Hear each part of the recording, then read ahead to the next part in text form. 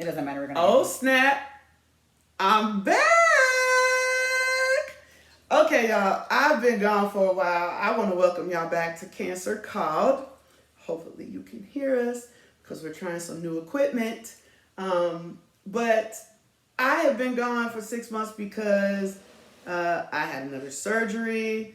I've had complications twice with that surgery, and I finally get back on here and get this started up again. So I thank you so much for your patience.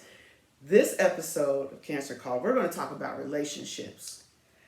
Yeah, that. And today I have with me Jasmine, or they like to call her Bricks, on her podcast, which is The Hood Shrink. So I need y'all to look that up. But Jasmine, before we get started, I gotta definitely give a shout out to my friend Brenda, who will also be joining me on the podcast this season. And I wanted to let you all know about something really special that she does called Petals of Gratitude. She's a part of this nonprofit that actually crochets dozens of roses to give to cancer patients so that they can give to their caregivers. That's such a dope idea. That's yes, dope, like right? that is really dope. What's that cost for some yarn? Right? Is it yarn that you use? I think it is yarn. Yeah, because I always see it in the store. I know it's, I think it's yarn. That's Where's your blanket? Did you I do have my blanket. So she actually crocheted this blanket for me when I was sick. Thank you, Brenda. She did a really good job. Look at the stitching and the pattern. Girl, on that. I couldn't do I dropped the fan. I couldn't do a quarter of this. Yeah, if I wanted to.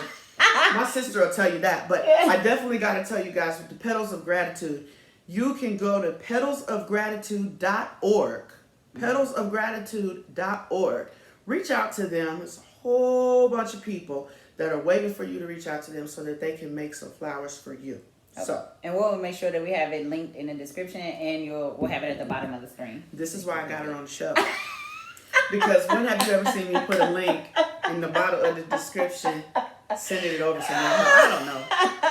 But I'm just so happy to be back, and I'm so happy that you decided to be on the show with me, Jasmine. Yes. You might remember, for some of you that have been following me for some time, I actually was on her podcast. She was like my fourth guest. I was so excited because I was so scared to do my podcast.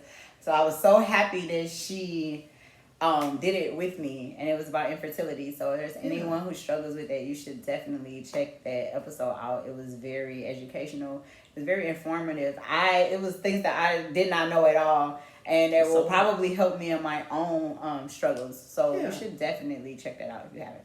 Yeah, because I like the podcast. So. Yeah, we're definitely going. What do you call that? Plug-in? Yeah, we're gonna plug that at the end. Definitely plug it. Yeah. So let's jump. I have that link too.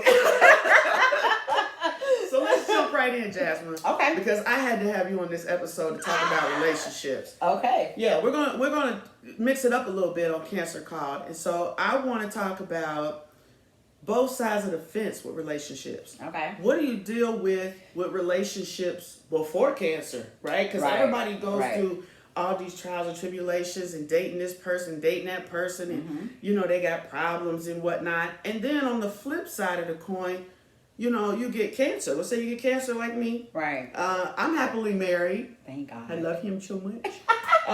But let's just say you're out there, you're dating, or even if you are married, the flip side of that coin is now, not only have you dealt with cancer, but you have scars. You might have forced menopause. You might have some depression. So many different things. So what do you think about relationships in today's world? I know it's so tough. That's a hard question. Relationships are, people make it more difficult than it really needs to be. To me, honestly, I think that if individually we worked on ourselves, relationships will work a lot better and easier. And I'll elaborate with that, what I mean by that, because a lot of times we go into relationships and we're like, oh, I like this person. Like, you like them phically or whatever reason that you like them, right? And then, you're like, you know what? I really don't like your ass. Like, there's certain things about you that I want to change. You should change this, or you should change that. We want people to change for us. And that's why a lot of relationships don't work. We have to accept people for who they are in the moment when you meet them or when you're dating them. You can't expect them to change to be somebody who you wanted, because in our mind we have like the perfect person. We're like, I want our person Everybody to be does that. Right. We have a whole list, especially if you say women. You don't, you're lying. Yes. Women do this all the damn time. They have a whole list of all these adjectives about this person this imaginary man that they never met. They have a whole list about this imaginary man, and then when they get a man who's similar to it, they're like, okay, I can deal with this, because then I could probably change him to do this, or I can love him into doing this, or I can buy him into doing this, or I can fuck him into doing this. They make up all these things about how they can change a person, and you cannot. People change because they want to, not because for whatever crazy idea you have in your head. And it's the same thing with men. Men do the same thing as women. They like to say they're different from us. They're actually worse. They're way more emotional. They do the same thing as women. Ooh, I can't wait to see what the men viewers say about that. They're going to be mad, but I don't care, because it's the truth. They're the same as women. So I feel that if we go into relationships being first honest, because we're not that. A lot of people are, especially in this society, like now in this time of dating, a lot of people are going in for like the physical of it. If that's all you want, just say that. Yeah, just tell me that's because women now are more, I guess, I don't know if it's understanding or we just don't give a damn. Like, if that's what you want, I'm gonna go with don't give a damn. Yeah, if that's what you want, just say that. Like, and then we can progress from there. But I feel like the not telling the truth in the beginning. Now we're having this argument about if women should cook and clean and do house chores. All of these little Kevin Samuels that are running all around the world. Are saying like roles. That's another thing everybody's complaining about. Listen, do what's best for your household. What works for you? Definitely what works for you. And you don't have to be a follower, right? At all. Do not be a follower. Don't go and find. That's just like, let's say we're dating, right? And I say tomorrow, I want you as a wife, but let's say you don't cook. But I say, I want you to cook. That's why she brought that up. No, that was random. Then we have to use that as an example. Let's say she don't sew. She don't do it either. Let's say she don't drive. Okay, this is good when she drives. Let's say she don't make money because she's a boss. So let's say you didn't do that. But I want you to do it. Yeah. So, but I know that you're not this type of woman, but I'm gonna marry you anyway with hopes of you wanting to do that one day. Well, that's not what stupid. You want to do. And we do that. So we have to stop doing it. So that's why dating is so hard. But there's definitely pee, crack, meth, heroin, all of it in the dating pool. It's just there. Everything is there. Your laugh is so genuine. Because it's the truth. But let me ask you this though. Nothing out there. So you talk about meeting people and not expecting them to be what you want them to be, or forcing them to be what you want to be. Mm-hmm. But do you also find with dating, how do I want to say this? Do you think it's hard to date given the confidence that you might have in yourself, or do you have that confidence when you date? Like, are you doing dating apps? Can you walk up to people? Because I find that everybody knows I'm old school. Anybody that knows me personally knows I'm pretty old school. I have an old soul. Mm-hmm. So I struggled with the dating apps, but how do you feel we should meet people as far as relationships are concerned? So as far as like Hinge and all of that, I think I've tried to do dating apps, but it's a Hinge. It's a new dating one for the married folk. They wouldn't know. But there's a dating app called Hinge. I'm just using Hinge as an example. It's nothing against them. I don't even know it. Money. Right, and it could be a great app. I don't know. I was on there literally 10 minutes. That's how long it took me to know that I'm not an app girl. But I have a lot of friends who find guys on apps. And it's usually a lot of hookups. But I have some friends who have found genuine love on apps. Me personally, see. I don't what? She got to him. He's such a no, I don't like apps. Oh, apps. Let me tell you. I'm like, what? Yeah. Oh, that's right. I was trying to think. On app. Mm-hmm. Right. But so I personally... You also say how you meet people. I meet people... Okay, so... Because you seem pretty confident. It depends on the person. She's confident. I am, but it depends. So for me, if I like somebody, I kind of just tell them. Like in the store. Yeah. Like, I was telling her about a guy that I just met, and I'm like, I knew that I liked him after I noticed him. I'm like, oh, I like him. And I'm like, I'm going to tell her, I'm going to introduce myself. But you liked him from the physical. Well, I didn't know him. But you knew what you liked. Yeah, I was like, oh, he look good.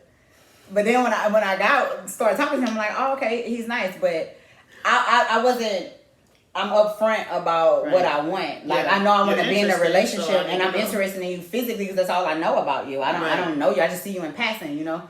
But for me, yeah, I approached them. And then it's been times where there are certain dudes, and I'm like, I don't know if I should approach him or not. Do you think what is it when I can't even think of the word. I drew a blank, but with that confidence, like a lot of people don't have that confidence to walk to a man and say I'm interested. Do you think that is a bad thing for a woman to do, to walk up and say it? No.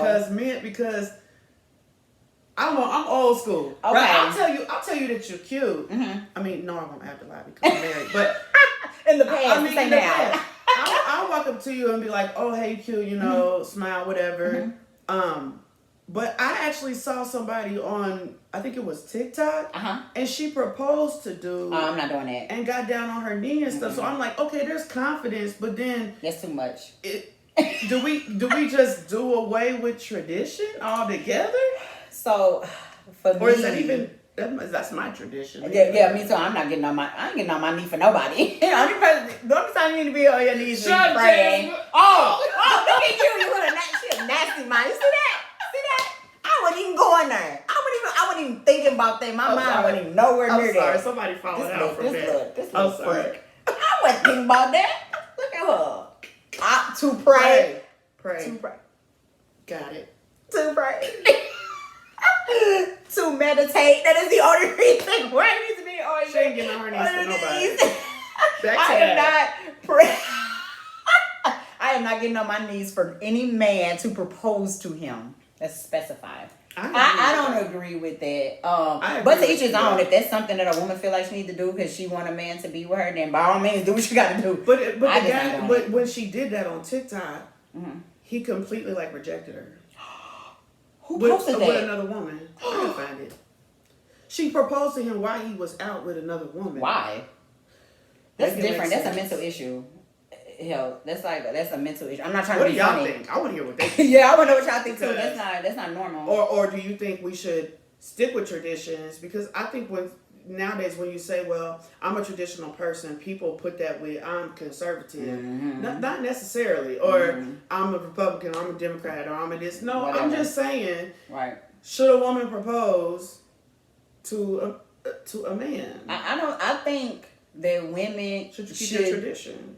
They should. I don't think women should propose, but I do think that women should approach men more because men have stated that they like when women approach them because they don't want to always seem like the one that has to go out and because I feel like women, we're very selfish and we're very self-centered. And I know women gonna be mad to hear this, but I'm a realist. I'm about to get some hits on this one because this girl right here is about to have folks talking. Hold on, what's going on? Women are very self-centered. We're always so worried about, oh my God, he should do this, he should do that, he should talk to me, and he should do this, he should marry me, and he should do it. We don't care about the man feelings. How do you think men probably get rejected more often than women do? Oh, for sure. We don't care that. We don't care about that though. We're all like, he should talk to me. Why I gotta walk over? Why? That's a valid point. Yeah, I feel like women, if it's somebody that you're interested in, what he can tell you no. So wait, you ain't know him before you said that. Your little feelings gonna be hurt. And that's why you have to. This is just so real. I promise you. There's not lying bone. There's not I gotta hold it back a little bit. We just had this discussion 2 hours ago. I'm working on it. We just tell the truth. But see, this is why I bring people like you on the show, Jasmine, because I want the honesty, right? I want you to really tell it like it is and how you feel about it. I don't want anybody to come on that's just all square. So my answer to number 2 is tiptoeing around. That's not me. So let me spin it for a second. Okay. So I'm hearing how you say, you're approaching people. There's the dating app. There's no dating app. We're talking about traditions. But from the flip side of the coin, like I said, I was going to talk about having cancer. All that stuff that you just said, to me, takes it to another level. if you have cancer or after you have had cancer, can you imagine? I can't even imagine going back into the field, trying to find someone with the feelings that I had with losing all my hair. You know, my hair was really long. down My hair here. was really long. You know, you all probably can see I gained a little weight since chemo, but that's kind of a good thing because it means I'm healthy, but I gotta lose the weight. But you have the weight issue. You have the depression. I think we talked about it on one of the episodes. I felt like the depression hit me more after I got better than when I was sick. Do you think that depression hit you harder after you got sick because you knew that now you were on your path to healthiness, so now you had time to internalize and actually feel those feelings? I think it was everybody was starting to disperse. Okay. So you had all these people rally around you, which was great. Y'all know how much I love that. But I don't think I had time to really process what I had been through because I'm trying to survive. Right? So then the depression hits you, you know, back to that point, and then you're depressed because you have scars. If you had a mastectomy, in my case, or even if it's other types of cancers and you've had to remove different parts from your body, you have to look at that. You'll never be what you were before. If you think that you're going to be the same, stop. Because that's not going to be it. So I think about, what if I had to go back into the field, like I said, with this relationship thing, and not having that same confidence that somebody like you would have to walk up and speak to somebody, or you're on the app, but you don't even love yourself right now. And I'm not saying just because you had cancer, you don't love yourself, because a lot of people come out of that, as you've seen, right? People come out of that stronger, more educated about, the illness. You really become aware of your surroundings.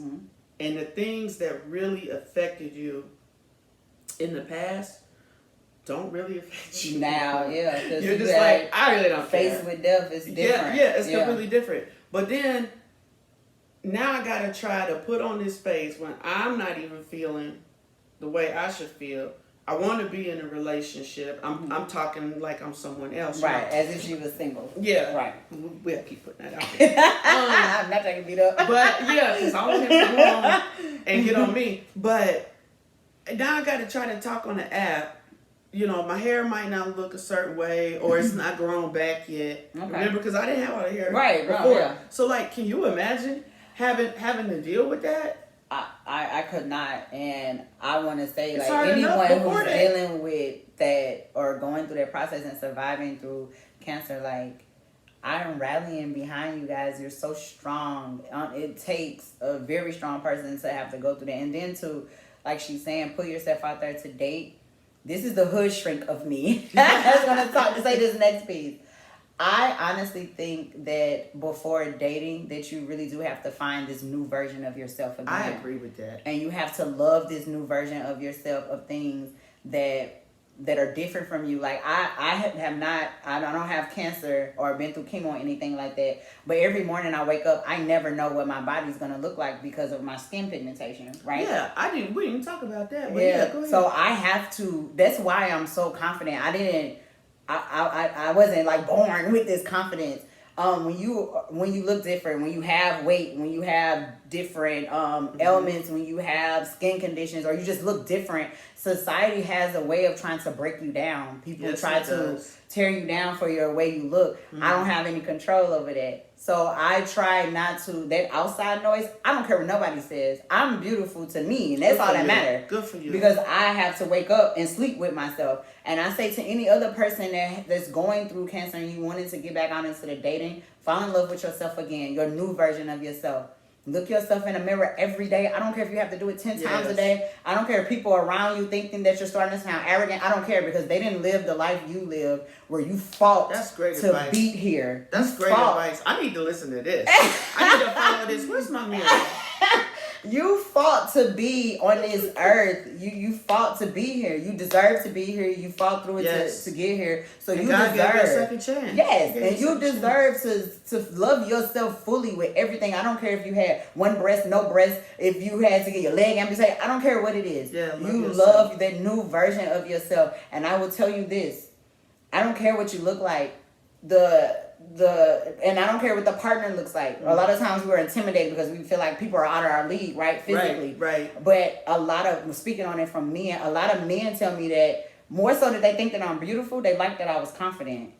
It's not even. I agree. It's not even about what you look like. Weight. Yeah, it's not about your weight. It's not about if you got long hair, short hair, skin color, whatever. A lot of men like the confidence. They like that you feel like you pretty. So when you carry yourself like, oh, I'm cute, or how girls say they're a baddie, you carry yourself like I'm a baddie. And you still have a sweet personality, and people get along with you well, and you're intelligent. Right. You carry yourself as a lady. That attracts a certain type of man towards you.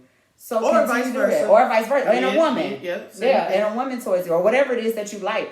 Confidence breeds. Yeah. I do like a very and then you're attracted to them. You don't care what they look like. You may see somebody that most folks may think is not conventionally pretty. Who cares? But they have confidence and they have a good heart. I would say fall in love with your new version of your body first. Find different ways to love yourself. Do fun activities. Things that you always said you wanted to do before you got sick and you never did that shit. Go do it. And you know, it's funny you say that because my husband and I, we have our moments, but I tell everybody, not just him, if I want it, I'm buying it. Yes. If I want to go see it, I go see it. Like I just saw Lady Smith Black Mambazo. Oh, really? Yes. I didn't know that. And it took me 17 years to get a ticket. No, just to get a ticket. They sold out. Oh my God. Every time. I chased them to so many cities, Jasmine. They sold out every time. You saw them here? I saw them here. Oh, wow. And I was in the front seat. So the reason I'm sharing that is because like she said, do what you need to do for yourself. Love yourself. And we all struggle. Yeah. Right? I still struggle with that. I think I was just telling her about the scar. Yeah, she was. I'm like, she was like, my scar. So I'm like, you don't want it to show? And then I was like, meh. Right. I'm like, girl, you better show that scar. Who's going to say something? Yeah, what are you going to say? Because I'll come in them comments on y'all. Let somebody say something. I'll track you down, find your Facebook, your Instagram. I'm going to reply. She'll tear you up. But you know what? I do want you to touch up on your skin. Okay. And you talked about how you didn't always have that confidence. Can you tell us what that is and how you got that confidence? Because to me, it could be maybe not similar to cancer, but it's something that can take you down a notch. Yeah. Right? A few notches. How did you build yourself back up after you tell us what that is? Okay, so this I have is vitiligo. It's probably on 60-70% of my body. Most people are projected to lose all of their pigment throughout their lifetime. So there's people who have this skin disorder, and by the time they're like 90, they're completely no pigmentation at all. Do they look similar to albino skin? Yeah, kind of. To me, your skin is not as pale as, right? So it's kind of like that, but not really, because our hair, some people hair color changes from vitiligo. It's just everybody's body is different. Like me and my sisters, we don't have the same spots, but we all have vitiligo. So is it hereditary? Yeah, we get it from our grandmother. So my grandma on my dad's side and her mom, my grandmother and my great grandmother both had vitiligo. And now all the girls. I don't think I realized that. Yeah, me and my sisters, we all have vitiligo. So if you had children, they will probably have it. So my little sisters, they have, funny story, I have a little niece and a little nephew. They're like a year apart. And they're like sitting there and they're playing with my hands and they're like, why your skin look like that? And I'm like, oh my God. And 20% honest. Yes. And I was like explaining to them how I just explained to y'all, like it's hereditary and, you know, and they're like, so I'm going to get that? And I'm like, I don't know, baby. You know, you may. They're like, I don't want that. And I'm like, listen, it doesn't affect me. It doesn't make me ill. I'm still the same person. Yeah, so it's just it's a just skin the skin. disorder. Yeah. So how did you start loving yourself? So And when you start seeing spots, I guess I should ask. So my first spot I saw when I was 11. Oh, that's tough. Right before Puberty. Yeah. It was on my side of my thigh. It was about the size of a quarter. I went to my mom and I was like, "Mommy, my skin disappearing." She was like, "Girl, what are you talking about?" And I said, "I'm gonna show you." I got to pulling my pants down. She looking at me like, "Why is you pulling your pants down?"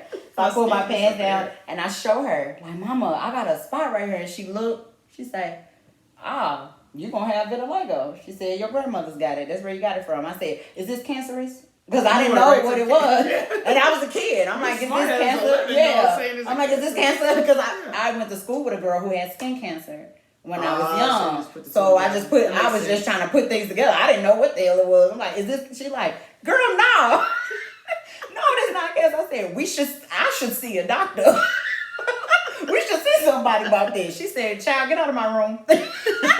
And I was like, "Okay." And then I like when I left her, I started thinking like, "Oh my gosh, the rest of my body gonna look like this, you know?" Yeah. And so over time, that one spot, I look like a Dalmatian. You're a cute one, though. Oh, thank you so much. My legs and my body, like where I wear clothes, of course you can't see it, but I started to look like a Dalmatian, and I'm like, "Oh my God." Then one morning I woke up and I had a white spot in my eye. This was recently, like, I was what I grown. thought when I known you? I said, I've seen more spots since I know. Yeah, I don't look the same, so that's the struggle.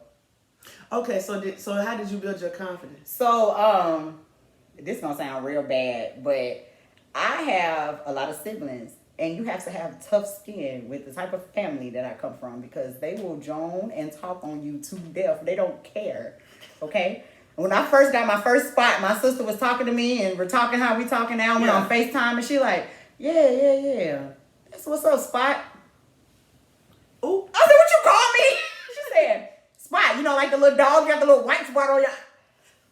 I said, "Oh, little girl." So because of that, because my siblings, they joke with me so time, and I know this, y'all probably like, "That is not funny," but to me, because I come in a household with so many brothers and sisters, that's like how we show love. I know that sounds toxic as hell, and I think a lot of families like that. We like that. Yeah, we talk about each other. That's our way of. We have big head. Yeah, we say things like that's how we right. Mm-hmm. But if I was to say, "Don't say that about me," that hurt my feelings, they wouldn't do it. Right. But I think it started with them. Like, because I lived in a house with people who will say something about it, that when I go into the streets, there's nothing you could say to me that I ain't already heard at home. Yeah. So it's easier for me to build my confidence. Yeah, because it gave me tough skin. It was easier for me to build my confidence, but I still struggle. Every day when I wake up, I'm like, I'm going to wake up and I won't have any lips. I already don't have full lips anyway.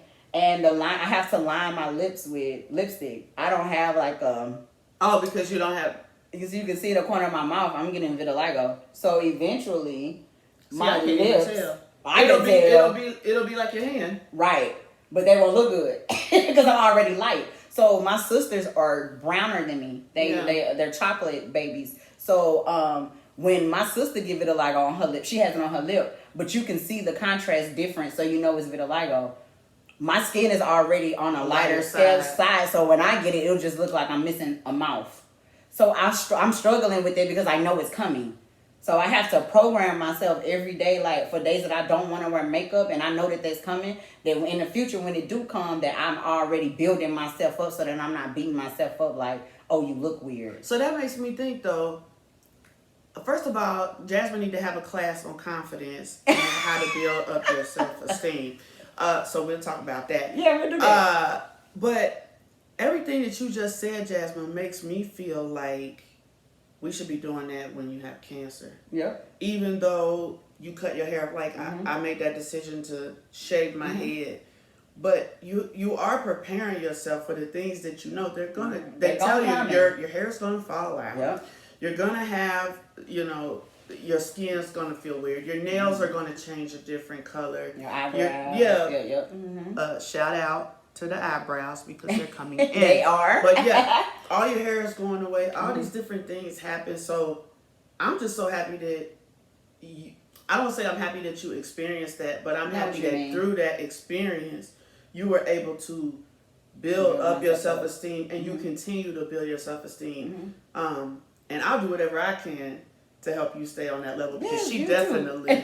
I can always talk to Jasmine. She make me feel better about myself. I'll be like, I'm that person. Yes. Really? See, a lot of times we don't view ourselves. We're tough on ourselves. Always. Like when people tell me stuff about me, I be like, "You really feel that way about me? I don't feel that way about me." Yeah. You know, it's just because you don't always see it. Yes. You don't always see it. But Right. I always say it's easier to say it and believe it for someone else than to believe it for yourself. You've heard me say that before. Yes, she's told me that plenty of Yeah. times, and it's true. It is. It's really difficult to do it, but I talk to myself. I know y'all probably don't think I sound crazy, but Just don't answer. yeah. And we're gonna have a problem. One or two times, not that many. And I'm gonna tell you. But I talk to myself in the moments where I'm not feeling, because I'm not always this joyful or joyous. And in times where I am suffering with depressive moments or loneliness or whatever I'm struggling with in the moment, I always try to give like pep talk myself. Like, Right, girl, you know right. who you are. And it's the same thing with anyone else who's struggling with cancer or coming out of cancer. It's the same thing. Like, you have to. Nobody's coming. Nobody else is gonna do it. You have to do it. You have to do it. Nobody is You coming. can't wait for someone to boost you up. Nobody's coming. You have to do it. So every day I have sticky notes like that I'll have around my house on days that I'm feeling bad. I journal. I created journals. So I journal like in my self-love I can journals. get you with my sister. She's a writer. Really? Yeah, I created some journals for shadow work, inner child work, because I had a tumultuous childhood. That helped too with my confidence. You can hear about that on her podcast. Yeah, that's why I started it. It's working. You see this girl, the smile she has, the personality, the joy that you bring to others, Jasmine. Just even doing this with me, I know you are a special person, and I really am happy that you are in my life. I'm not saying that just for the show, you know that. I know, because you tell me all the time, and I feel the same and way. I do see you like a little sister. I know. 'Cause I don't have a little sister. I don't have a big sister. sisters. I don't have that.